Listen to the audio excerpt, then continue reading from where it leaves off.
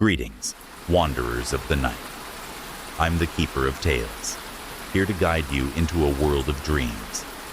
I know you've come to this video to drift off into sleep, so before we begin, give it a gentle like and join the circle by subscribing. Tell me, where are you resting tonight, and what hour glows on your clock? Settle in, let the worries fade, and surrender to the calm. The rain fell steadily as I arrived at the old mansion, its towering silhouette looming against the gray sky. The estate had been in my family for generations, passed down through whispers and secrets. My great-uncle Henry had left it to me in his will, though no one spoke of why he chose me or what exactly lay within those ancient walls. As I stepped out of my car, a chill wind swept through the courtyard, carrying with it the faint scent of earth and decay. The iron gates creaked behind me, closing shut as if sealing my fate. Shaking off unease, I approached the heavy wooden doors, adorned with intricate carvings that seemed to shift under the dim light of my flashlight. Pushing them open revealed a grand hallway, bathed in shadows, where every step echoed ominously. Inside, the air was thick with dust and the musty smell of forgotten years. A crystal chandelier hung precariously from the ceiling, its shards reflecting fragmented beams of light across faded wallpaper. On either side of the corridor stood massive portraits, men and women, whose eyes followed me wherever I moved. Their expressions were neither welcoming nor hostile, but carried an intensity that made my skin crawl. I explored room after room, each more unsettling than the last. Libraries filled with books written in languages long extinct, dining halls set for feasts that never happened, bedrooms containing beds unmade, yet untouched by time. It wasn't until I reached the attic that things truly began to unravel. The stairs leading upward groaned beneath my weight, protesting each movement. At the top, a single door awaited, slightly ajar, as though inviting me inside. Beyond it lay rows upon rows of shelves, stacked high with journals, letters, and artifacts, all belonging to members of my family, stretching back centuries. Among these treasures sat a peculiar object, a small wooden box bound with iron clasps. Curiosity overtook caution, and I opened it carefully. Inside rested a key, accompanied by a note scrawled in shaky handwriting, for when the cycle begins anew. Before I could ponder its meaning further, the temperature dropped sharply, and the sound of whispering voices filled the air around me. They spoke not in words, but emotions: fear, anger, longing, all directed toward me. Turning quickly, I found myself face to face with a figure cloaked entirely in black. Its presence radiated power so immense, it nearly knocked me to my knees. Yet despite this overwhelming aura, there was something familiar about it, a connection buried deep within my soul. "You've come," it said simply, its voice resonating like distant thunder. "It's been so long. Who are you?" I stammered, clutching the box tightly. "A part of you," came the reply, "one you tried to forget." Confusion warred with dread as the entity explained how our ancestors had forged a pact with forces beyond comprehension, binding their descendants into serving as conduits between worlds. Each generation produced one chosen individual tasked with maintaining balance or paying the price for failure. Realization struck hard. This was why Uncle Henry willed me the mansion, not because of affection, but destiny. Now aware of my role, escape became impossible. Every attempt to flee only led back here, drawn inexorably toward fulfillment of the ancient vow. Days turned into weeks as I learned both joys and horrors associated with wielding such responsibility. There were moments of profound beauty when boundaries blurred, revealing truths hidden beneath reality's veil, but also times filled with unspeakable torment, as darker aspects sought dominance over fragile humanity. Through trials unimaginable, I discovered strength residing dormant within myself all along. By embracing duality inherent to existence, light alongside shadow, I managed to gradually transform fear into acceptance. No longer merely servant to unseen powers, I evolved, becoming guardian capable shaping future, rather than merely enduring past. Still, questions lingered unanswered. Were others like me scattered throughout world-unaware roles they played? What consequences awaited should equilibrium ever falter completely? And most pressing of all, could anyone truly bear weight eternity without eventually breaking? These thoughts haunted sleepless nights spent staring ceiling above cold bed-tucked corner farthest wing mansion. Yet even amidst uncertainty, peace settled unexpectedly. For first time, life memory felt purposeful, not predetermined path forced upon unwilling participant, but choice made freely embraced challenge, presented willingly. And so, continued journey, endless cycle, renewal, preservation. Each dawn brought new opportunities, explore limits, reach potential, while night provided sanctuary, reflect lessons learned thus far. Though challenges undoubtedly remained ahead, faced them now. Courage knowing ultimately triumph belonged neither darkness nor light alone, but harmony existing between. Thus lived forevermore, keeper secrets, eternal gatekeeper realms, unknown protector, fragile balance, holding together, fabric, very universe itself. The small coastal town of Elderglen seemed like any other sleepy seaside village at first glance. Its weathered cottages clung to the cliffs overlooking the restless ocean, their windows reflecting the golden hues of the setting sun. Fishing boats bobbed gently in the harbor, their nets drying on wooden racks. It was here, during a particularly stormy autumn, that I found myself drawn by whispers of an ancient secret buried beneath its tranquil facade. I had arrived seeking solitude after months of relentless city life, a place where time moved slower and thoughts could breathe freely. The innkeeper, Mrs. Wren, greeted me warmly when I checked into the only guest house still open for visitors this late in the season. Her sharp blue eyes seemed to pierce through my carefully constructed mask of calm as she handed over the key to room 7. "You'll be comfortable there," she said with a knowing smile. "Though, do try not to disturb the neighbors." It wasn't until later, while unpacking my things, that I noticed the faint scratching noise coming from the walls. At first, I dismissed it as old pipes, or perhaps mice. But as night fell, and the wind howled outside, the sound grew louder, more deliberate. It wasn't random. It followed patterns, almost rhythmic, like Morse code tapped out by invisible hands. Sleep became impossible. Every creak of the floorboards sent my heart racing. By dawn, exhaustion weighed heavily on my shoulders, yet curiosity gnawed relentlessly at the edges of my mind. Determined to uncover the source of these unsettling noises, I ventured downstairs during breakfast, hoping Mrs. Wren might shed some light on the matter. She listened intently as I described what I'd heard, her expression shifting between concern and something darker: fear, regret. Finally, after several moments of silence, she leaned closer, lowering her voice so only I could hear. "That room, it's special," she whispered. "Some say it holds memories of those who once lived here. Others believe it connects us to places beyond our understanding." Her words sparked both fascination and dread within me. What kind of connection could exist between an ordinary bedroom and realms unknown?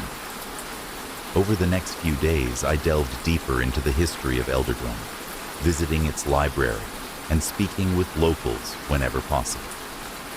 Each conversation revealed fragments of a larger puzzle, tales of fishermen disappearing without trace, strange lights appearing offshore during storms, and most intriguingly, legends about an underwater kingdom ruled by beings known only as the Deep Ones, forcing the aquatic race to retreat beneath the waves forever. Or so they thought. Since then, certain individuals born with ties to both worlds occasionally emerged, acting as intermediaries between land and sea.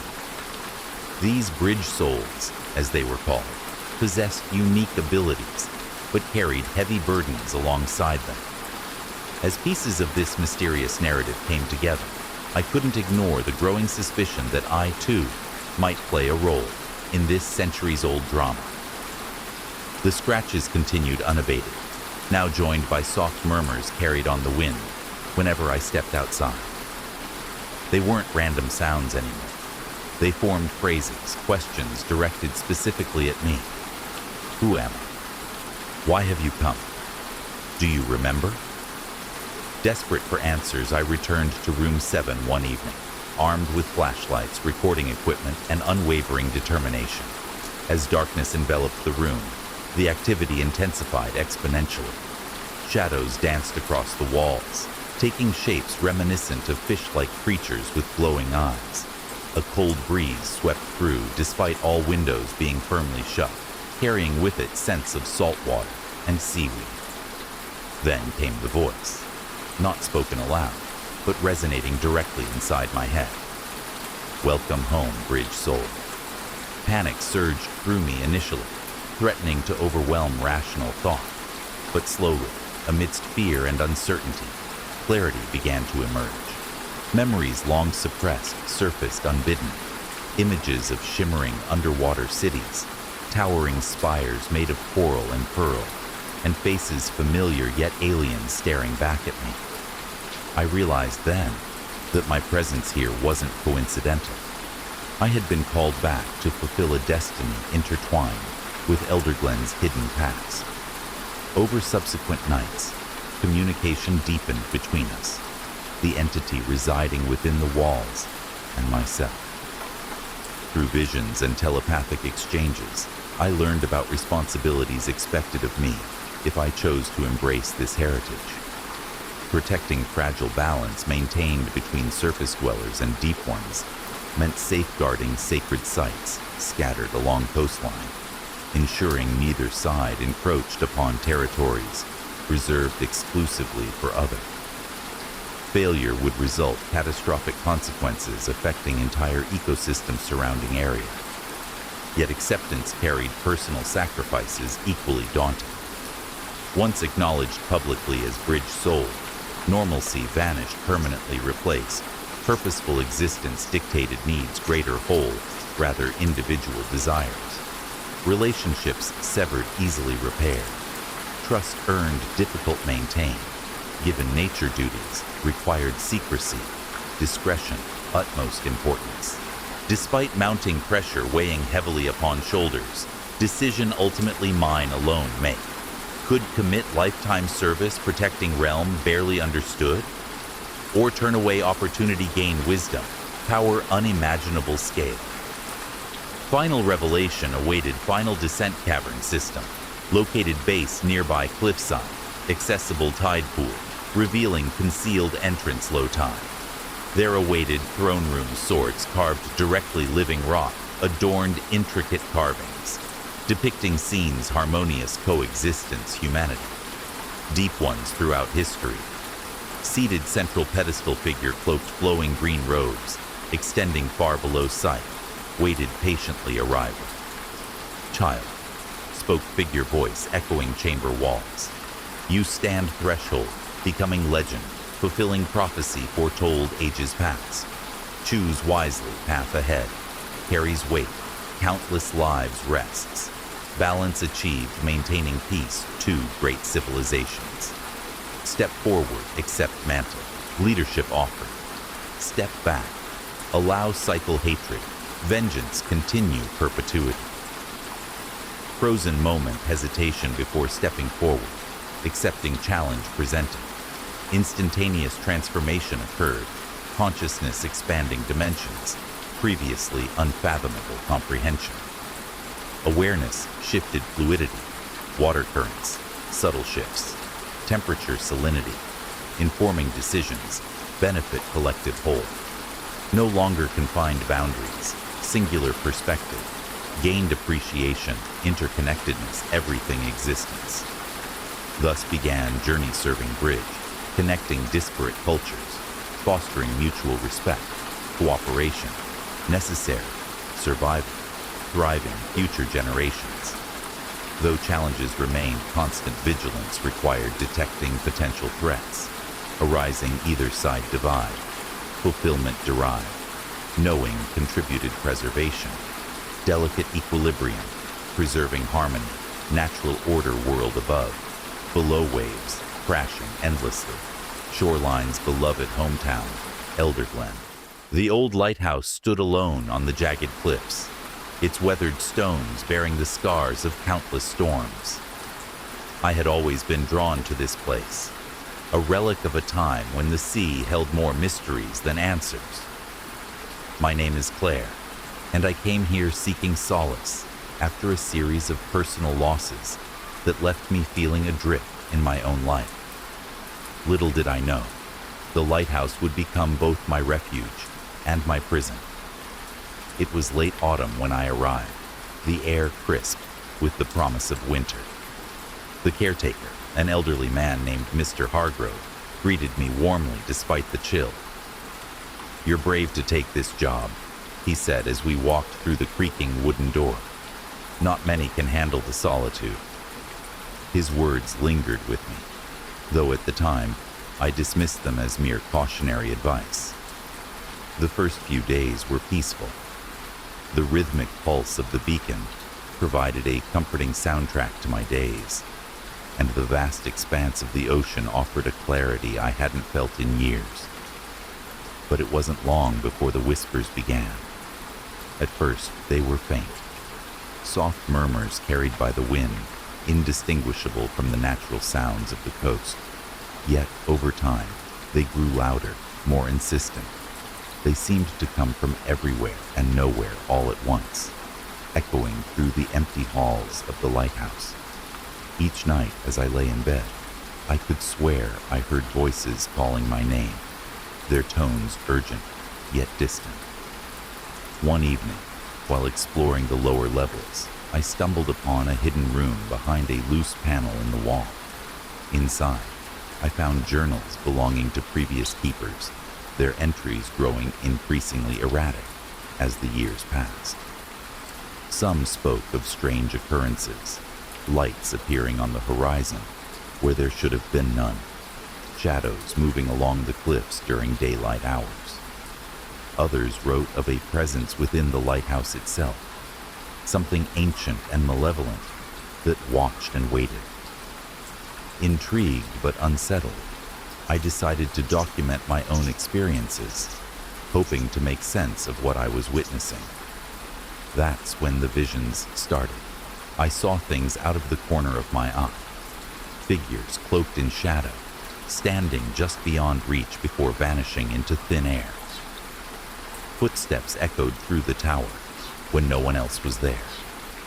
And then, there was the voice, a deep, resonant timbre that seemed to emanate not from outside, but directly inside my mind. It spoke in riddles, urging me to uncover secrets buried beneath the surface.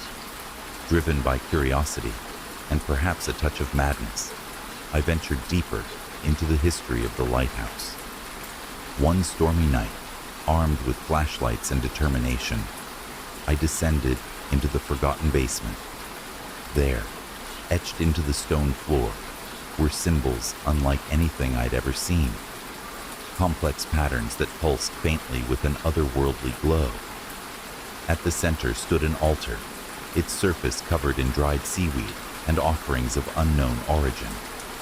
As I examined the markings, the storm outside intensified, lightning illuminating the chamber with blinding flashes.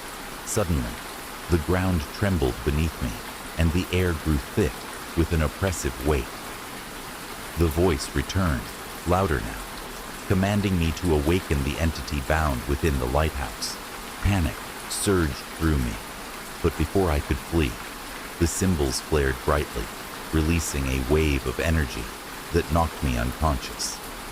When I awoke, everything had changed. The lighthouse was alive, not in the metaphorical sense, but literally. Its walls seemed to breathe, shifting and reforming around me. The beacon's light took on a life of its own, casting beams of multicolored illumination across the landscape. Most terrifying of all, the entity introduced itself, a being older than recorded history, tied to the tides and tempests of the sea. It claimed the lighthouse as its sanctuary, using it to maintain balance between worlds. For reasons neither fully explained nor understood, it chose me as its vessel, granting me glimpses of realms beyond comprehension, while demanding absolute loyalty in return. Refusal meant destruction, not only for myself, but for the entire coastline under its protection. And so, I remained, caught between duty and despair. By day, I tend to the lighthouse, ensuring its mechanisms function properly. By night, I communicate with the entity, learning truths about existence that challenge every belief I once held dear. Sometimes, when the winds howl particularly fiercely, I wonder if anyone passing by might hear my cries for help, or if they'd even believe them. But mostly I endure, knowing full well that escape is impossible. The lighthouse has claimed me, body and soul, binding me to its purpose until the end of time. In moments of quiet reflection, I remind myself that this fate could have befallen anyone who dared step foot inside these sacred walls. Still, I can't shake the lingering question, why me? Perhaps someday someone will stumble upon this journal and understand the truth. Until then, I continue writing, chronicling each day's events in hopes that some fragment of my humanity survives the transformation. For now, I am the keeper of secrets too dangerous to share, and the guardian of a lighthouse that guards far more than meets the eye. The small, forgotten village of Blackmore lay hidden deep within the sprawling embrace of an ancient forest. Its existence was whispered about in neighboring towns, often dismissed as mere folklore or a relic of the past. Few ventured there willingly, and those who did rarely spoke of their experiences upon returning. It was here, amidst the gnarled trees and shadowed pathways, that my journey began. I arrived on a crisp autumn evening, drawn by curiosity and a desire to uncover truths buried beneath layers of myth and legend. My name is Ethan Carter, and I had come to Blackmore not as a tourist, but as a seeker, a man determined to unravel mysteries long abandoned by others. Armed with little more than a notebook, a flashlight, and an unshakable resolve, I stepped off the beaten path and into the heart of the unknown. At first glance, the village seemed ordinary enough. Crumbling stone cottages, overgrown gardens, and silence so thick it felt almost tangible. Yet, as twilight descended, transforming familiar shapes into haunting silhouettes, the atmosphere shifted. Shadows danced along the edges of perception, and whispers carried by the wind seemed to form words just beyond comprehension. Something about this place wasn't right, and every instinct screamed at me to leave while I still could. But curiosity is a dangerous companion, one that often leads us down paths we cannot return from. It wasn't long before I encountered the villagers, or what remained of them. They moved through the streets like ghosts, their faces pale and gaunt, eyes hollow, yet eerily watchful. Their movements were stiff, mechanical, as though controlled by some unseen force. When they spoke, Their voices lacked warmth, each syllable dripping with a cold detachment that chilled me to the bone. "You shouldn't be here," one of them said, his breath fogging the air between us. "This isn't your place." Ignoring their warnings, I pressed deeper into the village, searching for answers. My investigations led me to an old church perched atop a hill, its spire reaching skyward like a skeletal finger pointing toward judgment. Inside, the air reeked of decay, and the walls were adorned with murals depicting scenes both beautiful and grotesque.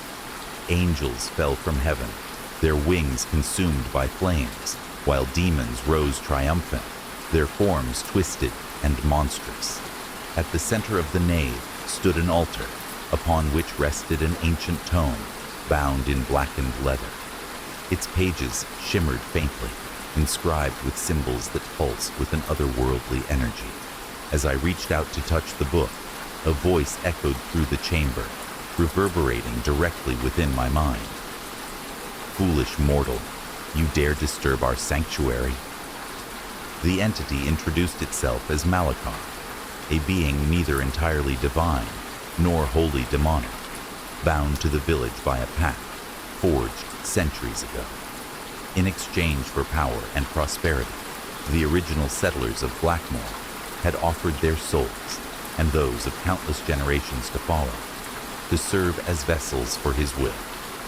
Now, trapped between worlds, they existed in perpetual servitude, unable to escape the curse they had willingly embraced. Malakar proposed a bargain.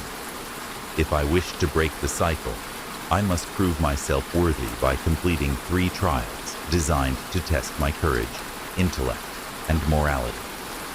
Failure meant certain doom. Success would grant me the knowledge needed to free the villagers from their eternal torment. Though fear clawed at my chest, I accepted, knowing there was no turning back. The first trial took place in the depths of the forest, where illusions sought to deceive and mislead. Visions of loved ones appeared before me, pleading for help only to vanish when approached. Treacherous paths twisted and turned, leading nowhere until I learned to trust my instincts rather than rely on sight alone. By embracing uncertainty, I emerged victorious. For the second trial, I was transported to a labyrinthine underworld filled with riddles and puzzles crafted to challenge my wit. Each solution revealed fragments of Blackmore's tragic history, painting a picture of greed, betrayal, and despair. Solving the final enigma unlocked a door sealed for centuries, revealing artifacts imbued with forbidden magic. The third and final trial tested my morality, forcing me to confront difficult choices that defied easy answers. Lives hung in the balance, and sacrifices were demanded. Through empathy and compassion, I navigated these moral dilemmas, proving that even in darkness, light can prevail. With all 3 trials complete, Malakar confronted me once more, his presence overwhelming. "You have proven yourself worthy," he admitted begrudgingly. "But know this, breaking the bond will come at great cost." Without hesitation, I performed the ritual outlined in the ancient tome, channeling its power to sever the connection, binding the villagers to Malakar's influence. As the spell took effect, the village shook violently, structures crumbling as the weight of centuries dissolved into nothingness. When the dust settled, Blackmore was gone, replaced by open fields bathed in sunlight. The villagers, now freed from their cursed existence, wandered aimlessly, unsure of how to rebuild lives stripped bare by time. Some chose to remain nearby, rebuilding what they had lost. Others ventured far and wide, seeking new beginnings. And me? I returned home, forever changed by the experience, carrying with me lessons learned and memories too precious or painful to forget. Though peace had been restored, I couldn't shake the feeling that something lingered behind, watching, waiting. Perhaps Malachar hadn't truly been vanquished, merely delayed. Or maybe the echoes of Blackmore's suffering would haunt me for the rest of my days. Whatever the truth, I knew one thing for certain. Some doors, once opened, can never be closed again. And so, wanderers of the night, our tale dissolves into the shadows. The echoes of this story linger softly, like a whisper on the wind, carrying you deeper into the embrace of dreams. Rest now, beneath the watchful stars, and let the stillness cradle you until the dawn. Sleep well, my friends, until the next tale calls you back. Good night.